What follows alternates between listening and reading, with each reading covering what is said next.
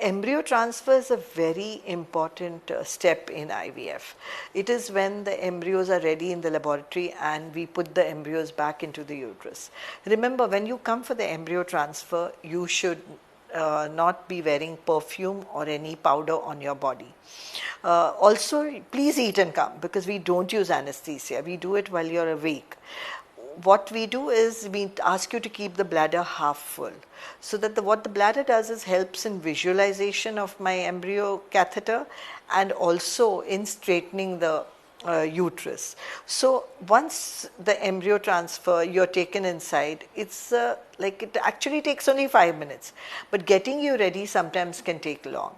Then once you're ready and position is given, we transfer the embryos very gently.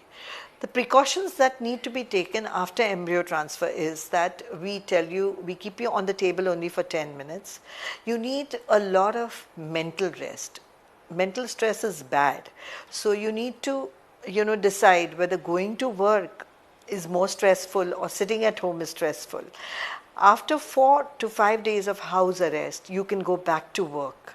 And I think a lot of women should remember that they need to take the medicines on time, because the luteal support is very, very important. Another thing is there is no restriction on diet. We only don't like you traveling by two-wheelers and three-wheelers if possible, because of the city roads where there are lots of jerks, but you can definitely travel by bus or four-wheelers. There's absolutely no problem, and no smoking or drinking during this 15 days. And after 15 days, we come to know whether you're pregnant or not. Sometimes people do have bleeding, but remember, bleeding does not mean that the process has failed. Sometimes, in spite of being pregnant, you can have a little bit of spotting or bleeding, and patient delivers happily for 9 months. So you must remember that if you spot or bleed, what we advise is an injection, which you must take immediately, and inform us that you have this problem. Otherwise, there's usually no problem.